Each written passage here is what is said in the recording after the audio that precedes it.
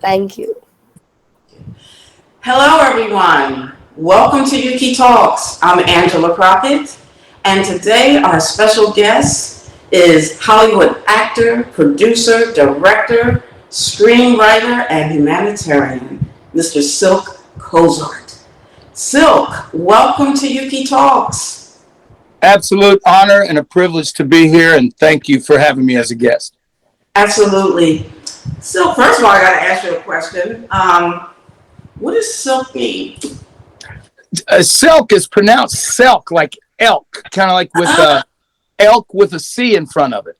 So it's a Cherokee Native American nickname, which means running water or water that constantly moves.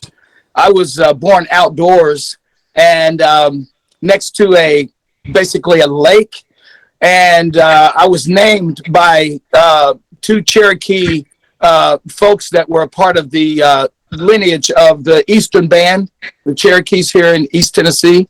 So that was it kind of just stayed, and of course everybody thinks it's a nickname like silk material, but it's not. Wow, what a story. So, who is Cylk Cozart? What I see and feel as Cylk Cozart is someone that was placed on this planet to inspire people through my life's works and experiences. And I believe however that happens, it happens. You know what I mean? That's utilizing whatever God has given me to do that.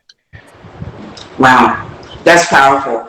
And, that fits in, obviously, with my DNA, but obviously, the guests that we have invited on the show are guests that are making an impact in the world. They're inspiring and transforming through their gifts. And you fit that so perfectly. Let's go back to your modeling years. You didn't start as an actor. You started in modeling. Correct me if I am wrong on that. Well, professionally, absolutely. I started at modeling. I was, as you know, I wanted to play a professional basketball, but I got hurt right in my tryout with the Denver Nuggets of the NBA. And back in 19,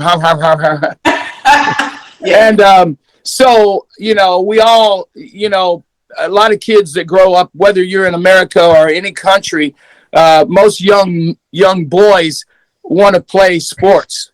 So I was no different than any other. So once basketball was my thing, I just latched onto it. And then going through college was an experience. And then when I got hurt trying out for the NBA, that's when I had the crossroads, because I put everything into playing basketball and didn't have anything to fall back on. So as everybody says, what are you going to do to fall back? And I'm like, if I fall, I'm just going to get back up. So, I'll do something. So the modeling came in college, non-professional, just around the area here where people wanted me to do certain shows. And then I realized you could make money, modeling. I was like, wow, they're going to pay me to wear those clothes? Okay. So it started there. And then I went to Miami and started my modeling career in Miami. And that's when I got into the Screen Actors Guild for actors. What modeling? So what was that moment like when you decided, okay, I'm doing this, but now I need to segue into... it was very difficult to make a decision, because you can't really do both unless you've established yourself in one.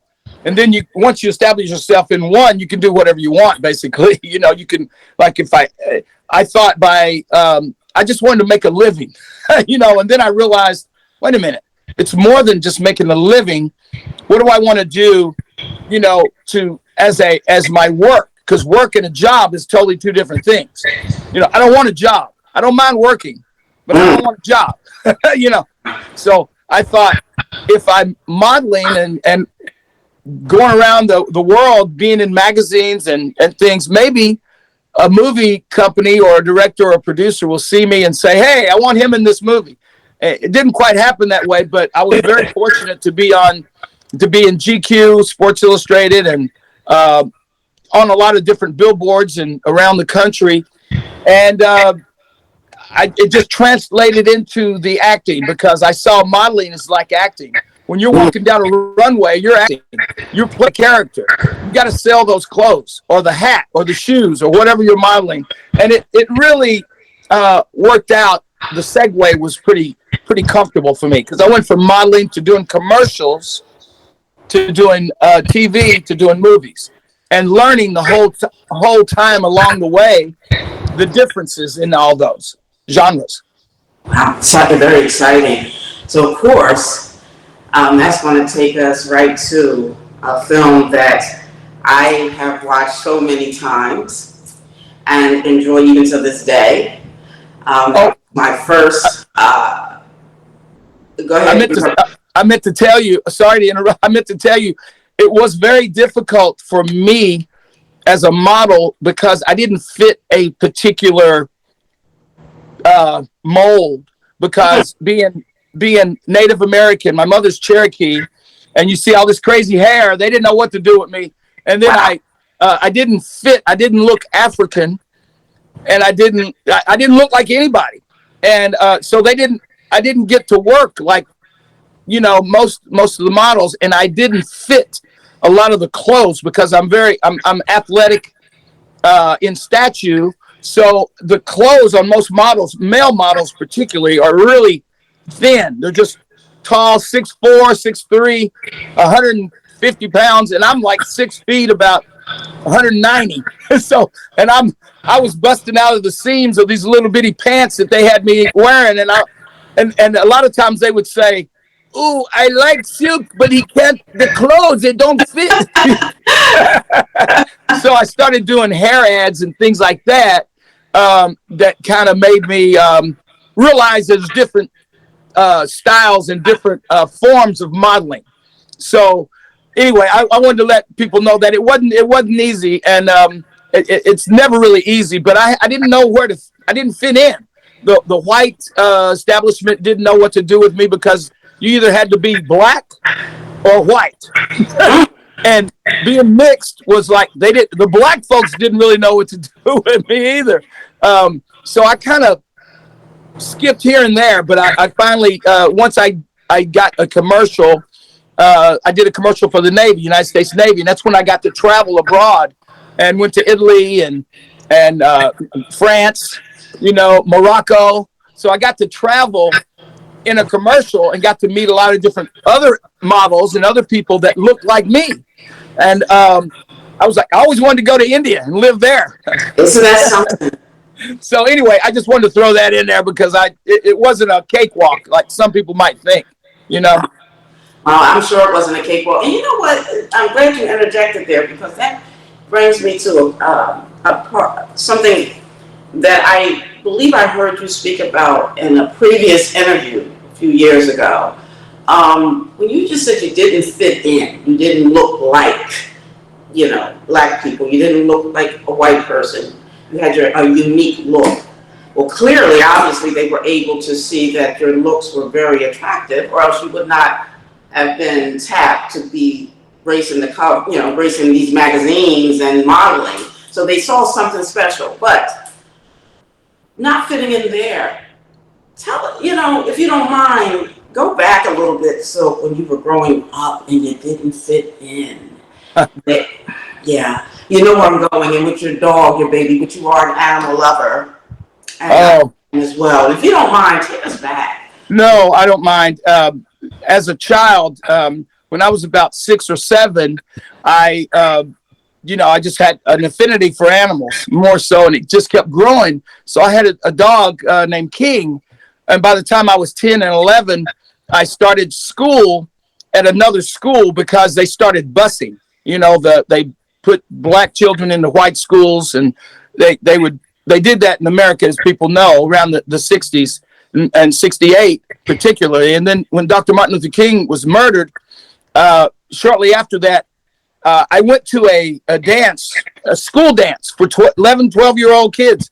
And they didn't like me being there. So they meaning the KKK, the Ku Klux Klan, murdered my dog. They hung him in a tree behind my house as a symbol and a sign that says, we don't want you mixing with our girls or our people.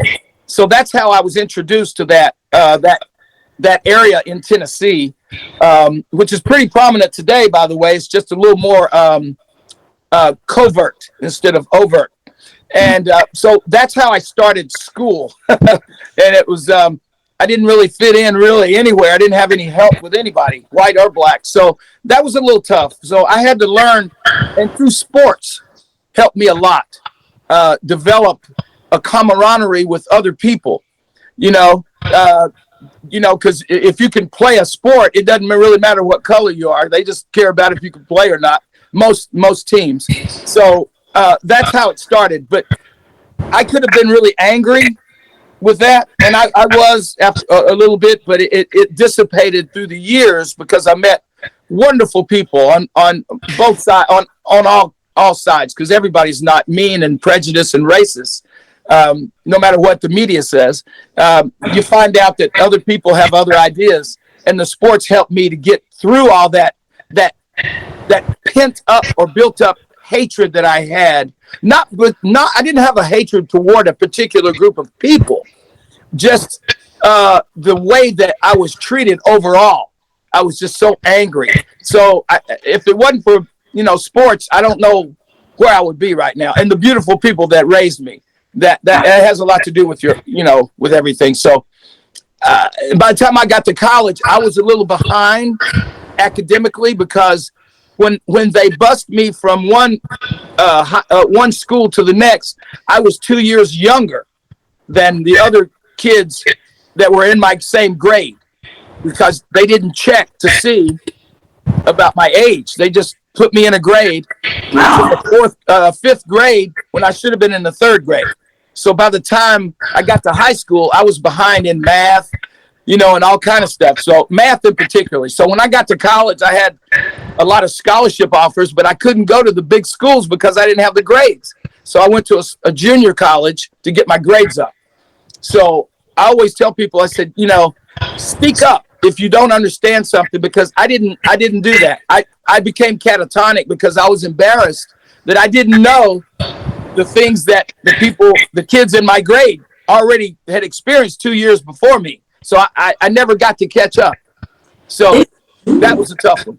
That's tough. So, and that coming off, being mistreated for the way you look, and then being put in a situation where you're younger and behind, not because it's a reflection of you not being able to learn, but you just wasn't at that age. And all of that is amazing that you were able to, I guess, create a healthy way of thinking for yourself and continue to move forward, because sadly we read all the time where kids are in situations similar to what you went through, they commit suicide, Yes. They turn into very dark habits to try to escape that. Well, I remember thinking many times by myself in my room how I was going to get somebody back that was involved, that I found out was involved. And I thought, that's a horrible thought. I mean, I actually plotted what I was going to do. And by the grace of God, it didn't happen. I didn't do it. And I didn't think, a child that contemplates doing something or getting somebody back or doing something is a lot different than an adult, because most children don't think about the repercussions of that. In fact, most adults don't think about that either. But I was very fortunate that I didn't go through with any of that. But you're absolutely right. And that's why I have an affinity for children and young adults, because you don't know someone's history. They don't wear it on when you first meet them. And I think the comedian Chris Rock said once, he said, when you meet somebody for the first time, you're really meeting their representative, because they don't really tell you. everything, about themselves. But you're right. There's a lot of suicide. And that's why I wanted to be involved as an adult now, because I have a story and I can let them know that I understand. It's hard to receive anyone's opinion if they've never gone through things that are similar or that you've gone through, if you're giving your opinion. So I make sure I don't talk at these kids. I talk with them and to listen to them. If you listen, that's usually what you have to do. They don't want to be talked to or talked at. And I really learned to listen, because they'll tell you everything you need that you want to know if you listen. So sorry if I got off on the another thing. That's absolutely powerful, and that's what we want, that engagement. We want to hear your thoughts. We want to know who you are and what made you, and this is right on point. I don't want to skip past all these amazing movies that you, my God, we got Conspiracy Theory, Eraser, 16 Blocks, Eagle Eye. Let me tell you, listeners, to the young babies, you may not recognize some of those names, but I encourage you to go on to IMDb and look up Cylk Cozart and see the movies and the television series that he has been in. These movies were blockbuster, okay? And he's worked with some of the biggest names in Hollywood. And we will go back to that humanitarian space with you, because that's extremely important. But I don't want to go too far without touching on your career. Okay. First and foremost, the film that was the break that broke that's when it took off for you. White Men Can't Jump. Yes. We just celebrated our 30th year anniversary. Can you believe it's been 30 years? Oh, no, I don't know what you're talking about. Yeah, I don't know that many years ago, but I was a kid, Yeah, absolutely. Listen, White Men, how did that come about? Well, Denzel Washington and I became friends when I moved to LA by playing basketball at this high school every weekend. A lot of celebrities would go to this one high school, Fairfax High School in LA, on the weekends. And usually people that could really play would go there. You wouldn't go there just to shoot around, It wasn't like a playground. It was serious games going on, right? Guys that played in college and ex-pros. And so I just show up there and I meet Denzel. And we became friends. And next thing I know, he says to me, look, I'm doing a little movie called Ricochet. Why don't you come on and play a little bit? And I said, as long as I get to play with you, So I went on the set, and Denzel had a trailer for me, like a big dressing room trailer. And I'd never had a trailer before, a whole big, house just for a few days. And but it's Denzel, so he came in after the first day of filming. He says, a script came through the pipe called White Men Can't Jump. And I started laughing. I said, well, I hope that's a comedy. And he said, yeah. And he said, but it was written for me, but I'm not doing anything like that. I'm going to play Malcolm X next. I went, wow. And he said, well, you. Exactly. He said, you, my man, you can play basketball and you can act. And they're not going to find many people that can do both. And I said, wow. He told the director, Ron Shelton, about me, and which I didn't know that at the time, and set up a meeting. When I went to the meeting, I see Ron Shelton behind the desk with 20th Century Fox executives all around. And I thought, wow, this is kind of cool. And Ron Shelton was a guy that I had played basketball against for a year at the Hollywood YMCA. He didn't know I was an actor, and I sure didn't know he was an award-winning writer. He had just did Bull Durham, which was Academy Award. He discovered Kevin Costner. So I went in, auditioned, and he brought Tom Cruise to read with me. So me and Tom Cruise were reading together. And then we went to play basketball after the reading, and Tom couldn't really play in the way that the movie dictated, right? So I'm being very that was nice of you. Politically correct, I guess you might say. And then we went back in and talked, and he said, okay, we got somebody else coming tomorrow. I didn't know who it was, so I show up. I'm ready to do this. You know, I have my script. I memorized everybody else's part, you know. Wow. And so, because I was in first position, what they call first position. And, I mean, Larry Fishburne, all these big actors couldn't really play ball at the level that they wanted. So Keanu Reeves walks in. Wow. So I'm reading with Keanu Reeves, and then we go play basketball. Same thing, you know, he's throwing the ball over the whole rack, you know. And so after that, you know, we go back inside, and Ron says, well, I don't know what these guys were doing growing up, but it sure wasn't playing basketball. So he says to me, he's going to go to Chicago and meet with another actor by the name of John Cusack, who at the time could open a movie. He did many movies, as you know, and he couldn't play at the level either. So he comes back and he says, 20th Century Fox said, if you want to use your Cylk, you're going to have to get a big white male actor that could open the film. Nobody knows who Cylk is. So they wasn't going to spend $30 million at that time. It was 1992 or 91 when we were filming it. They're not going to spend $30 million on a no-name and somebody they haven't met yet. Well, next thing I know, Woody Harrelson's walking in. And he and I was reading, and it felt like we knew each other for years.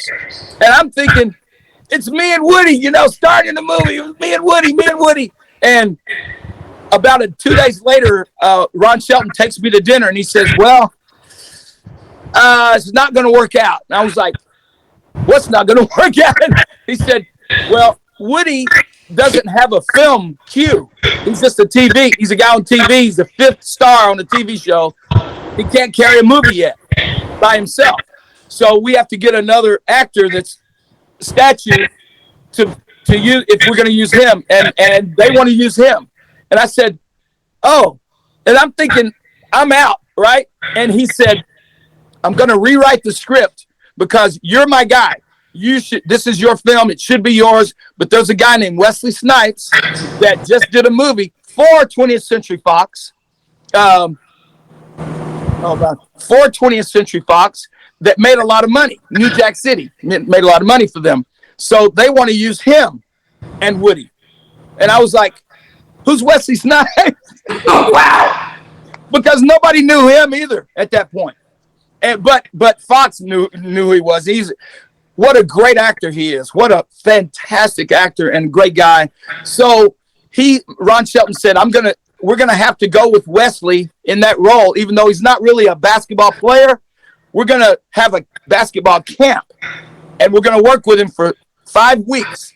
At the end of the 5 weeks, if he can do it, we're gonna go with him. If not, we're gonna go with you. Wow. So I helped him in those 5 weeks to become a better basketball player. Oh, wow. I worked with him every day. And Ron rewrote the script. He rewrote the script so I would be the security guard. That wasn't even a role for another. And he said, you're going to be one of the stars in the movie, and you're going to make the money that you would have made if you were the main lead. And that's why me and Ron Shelton have been friends today. We've done 3 movies. Did Blue Chips. Yes. You know, he wrote that. And we did Play It to the Bone with Antonio Banderas and Woody. Yes. So anyway, that White Man Can't Jump changed my life. Absolutely. It changed my life. What an amazing story. I mean, you got to understand, when I was reading with Tom Cruise and Keanu Reeves, Top Gun was the #1 movie in the world. And Speed was the #1 and #2 movie in the world. So, and where do you go from there? And they didn't even get it. So it's like, wow, it taught me a lot about the business of the business, if you know what I mean. Absolutely. And you know, and like you said, from there, the door just swung wide open. And, you know, you got this. I don't know what the very next movie was, but I do know, like, I briefly mentioned the conspiracy theory with Julia Roberts, and just saw, how, you know, what was that like, so working with Julia Roberts? Well, first of all, they didn't tell me who was going to be the main stars in the movie. They just said, you have a meeting at Warner Brothers. So I go to Warner Brothers, and Joel Silver, the producer, who had did, Matrix, done all those, big movies. He did a lot of Arnold Schwarzenegger movies. That's where he was. And at Warner Brothers, I'm in his office, and the casting director said, I want to bring you here, and I just want you to meet the director, Richard Donner, who did all the Lethal Weapons with Mel Gibson. And he did, he's done so many movies. He was just one of the best directors in the business. And I didn't know what role I was auditioning for. Actually, I didn't audition. I just met with Dick Donner. And Dick Donner says, I screened a movie called Eraser with you and Vanessa Williams, and I really like your work. And he was explaining what this character in Conspiracy Theory was. He still didn't know. Julia Roberts wasn't hired yet. It was Jodie Foster that was going to play that role. And Mel Gibson was attached, but they didn't tell me this. So I learned all this, once I got hired. But I'm there, and the Princess Di was there. Her and Jodie Diaz, I can't think of his last name, but her significant other at the time, and they funded part of Conspiracy Theory. I didn't realize that until, and so when she passed away, it really hurt me because I got to meet her, and she was so normal and down to earth. So, but anyway, back to the meeting, and they still didn't tell me it was Mel Gibson. So when I left the meeting, they said, "Well, we want you for this role," and I was so excited. Then when I found out it was Mel Gibson, I got to meet with Mel, and he says, I'm friends with Jodie Foster, but I can't kiss Jodie Foster because we're friends. And I said, okay, what are you going to do?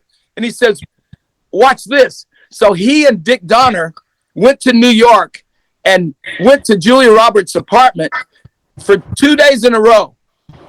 They had flowers sent to her, roses, and they had a band ready to go outside of her apartment that played the song that's played in the movie. I love you, baby. That song. Yes. And so they had a band to play that song ready to go on when they were going to wave at the window. So they went to Julia and said, Julia, you got to play this role. You got to, please, please. And she said, okay. As soon as she said, okay, Mel went to the window and gave the sign, and the band starts playing I Love You, Babe. Oh, that's a cute. So we all met in New York, and it 6 months. We shot 6 to 7 months of that movie. That's a long time working on the movie. But Mel Gibson is the biggest prankster in the world. I never had a problem with him. He was so nice to me for the whole time. In fact, he helped me get my house in Malibu. Julie Roberts and I are still friends to this day. That's the thing. When you meet certain people, you become friends. And some people you never see again. But some people you don't want to see again either. Yeah. But some people like Julia and Mel, and Dick Donner, he's not with us anymore. But it's invaluable friendships. Yeah. Wow. That's a beautiful story. And, again, you've met so many wonderful people. And I don't want to just highlight only the Julia Roberts and Mel Gibson. There's been so many. Three to Tango was fun. So many. Awesome. Matthew Perry. Yeah, it's just a lot, that we could be here, to talk about all this exciting, your career and working with the people that you have worked with and the friends that you have, built along the way. Which brings me back to this space when it comes to humanitarian work. And you also got a friend named Martin Luther King III. Yes. That's a pretty big name, and I know you do a lot of work with him as well. Absolutely. As you know. Yes, I do know. And to share just briefly about your work with him, and then please go into your nonprofit organization. Okay, briefly, Martin Luther King III, he and I met in Atlanta in the 80s when he was a commissioner for, Cobb County and outside Atlanta. And he was putting together a celebrity basketball game for Tourette's. in which no one had ever heard. Most people didn't know what Tourette's was at that time. We'd heard of it, but didn't know exactly. So I played in the celebrity basketball game there. I did a movie called School Days is how I was invited with Spike Lee's movie. And then we just became friends. We just connected. And when he was 10 years old, when his father was murdered, my father was killed around 89, 90, and in a fire. So we became even closer. So every year we said, you know, we get together and everything. So we said, and I asked him, I said, what are you doing to fulfill your legacy? And because, you know, he didn't want to hurt his dad's legacy. And I said, you can't hurt your dad's legacy. you can hurt yours, but you can't hurt your dad's. But anyway, we decided. And then when you and I talked and you brought us, you know, where you brought us in Pennsylvania, and we got to speak to everybody, and we've been doing that ever since. And it goes, I brought him into my organization, which is called Keeping Dreams Alive. Yes. Kind of interesting because the Dream Foundation of his father, we've been going into neighborhoods where people don't want to go, where these kids they're raising themselves. So we like to go into neighborhoods and communities like that because that's where it's needed. And then we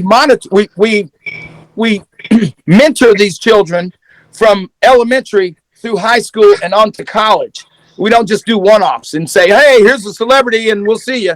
No, we stay in touch with them and we show them how to study. Nobody taught me how to study. They just said, memorize that and take a test.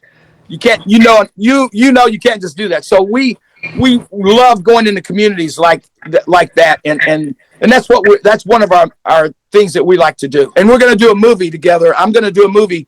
I'm going to direct it called James L. Ray, The Last Interview. I set up a meeting with James L. Ray's brother, Jerry Ray, and Martin Luther King III, and had an hour conversation with just those two.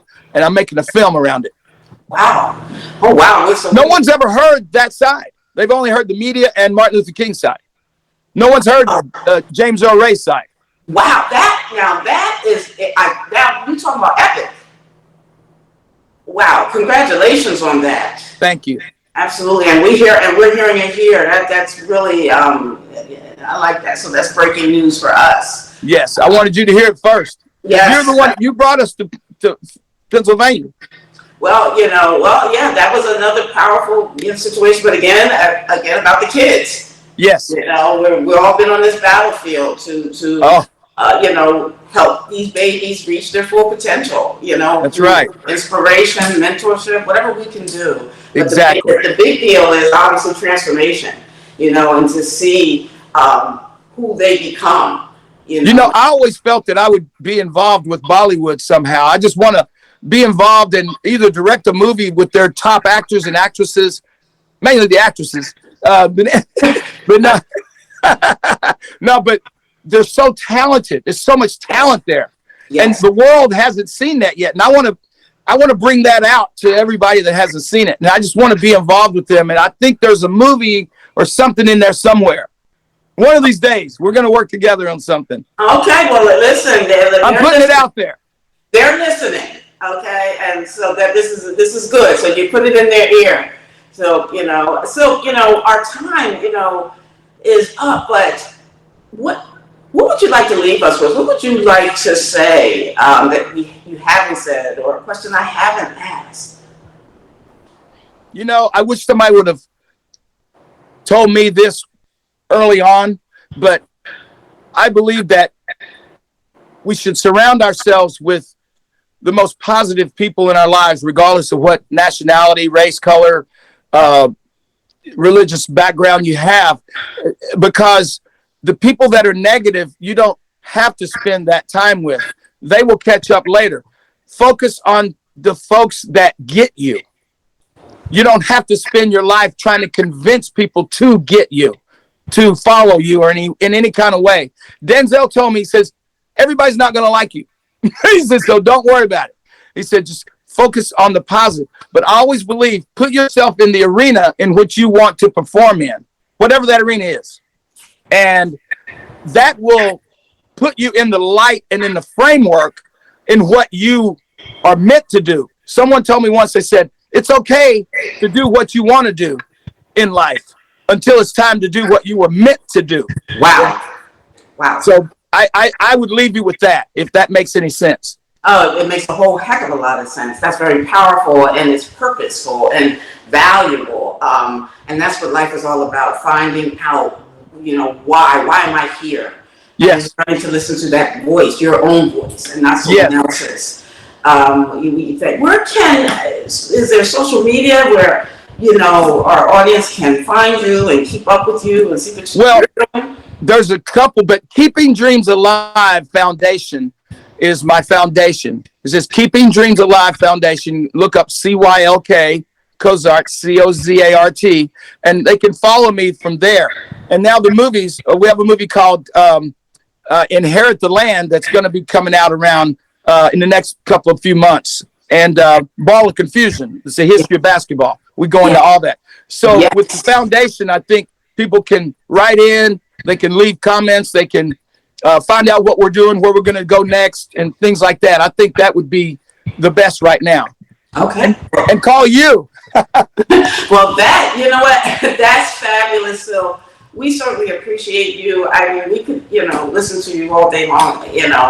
Your info, all that's downloaded in you. It's impossible to be able to hear it all in a 30-minute interview. Can I let people know about I have a new beer called Country Roads that I have with my business partner, Rick Clark. Okay. And a new whiskey blend called Cylk Whiskey. Okay. It's a Tennessee whiskey. And I want to use the proceeds to help with my foundation and that and everything. So I wanted people to know that. Okay. Country Roads. Okay. Well, thank you for that. Again, we appreciate you. You've been a pleasure to Thank you so much. And listen, like I said, India is listening. I love India. I love you all. Yes. And India's not and might I add, India's not the only country listening. Okay. Okay, so this is the YUCI organization has a footprint in right now 57 countries. Oh, wow. Well, the other 56, I love you too. Just so Exactly. So thank you. Yes, absolutely. Again, it's been a pleasure. So, and we hope to get a chance to talk to you soon, and we'll definitely be keeping up with what you're doing. Thank you. God bless. Thank you. God bless you. Well, everyone, there you have it. That is Cylk Cozart. This was just absolutely a very empowering conversation, and I hope that you enjoyed it. And, as always, if you want to learn more about us, if you'd like to join our movement, you visit us, please, at our website, which is our name, www.youthunitedcouncilofindia.org. Or if you would like to share your inspirational message, we'd love to hear it. So we thank you very much, and until next time, create a great week for yourself.